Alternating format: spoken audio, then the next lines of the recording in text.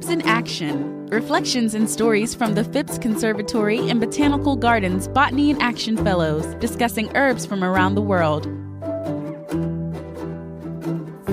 Hi, my name is Gabriela Quesada-Ávila. I am a tropical biologist from Costa Rica, and I study how seed germination might be affected by current and future increase in temperatures. I work in the tropical forests of Panama, and I really like plants of all kinds, especially trees. And the herb that I would like to talk about today is Annatto, or also called by the scientific community Bixa urucurana. This is a herb that grows in disturbed places, like alongside the roads or alongside the rivers. And it is used a lot for food in our culture currently and also in the past. It looks like many other trees, but when it's fruiting, the fruit is very distinctive. It's bright red and it has some like spiky hairs coming out of it. And when it's ripe, it opens up and the seeds are exposed, and they're also like bright red or brownish. This plant has like two kind of morphospecies, or species that look the same but are genetically a little bit different. So the wild species was not consumed by any animal, so it's dispersed by gravity, as we call these scientists, by barycory.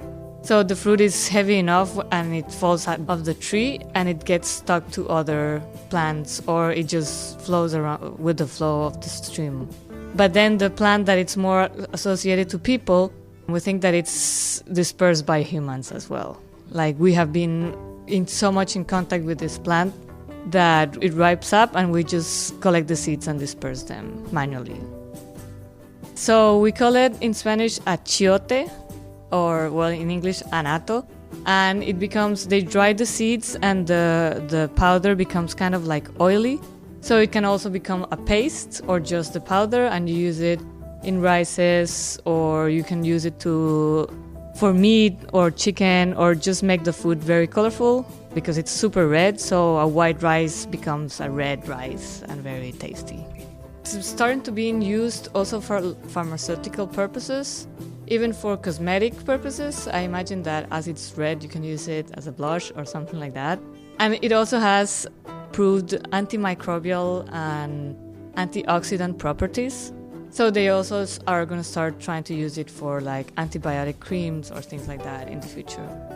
Herbs in Action is a collaboration between Phipps Conservatory and Botanical Gardens and the Saturday Light Brigade, and is made possible by the Mary Jane Berger Memorial Foundation, dedicated to educating the community about the many benefits and uses of herbs.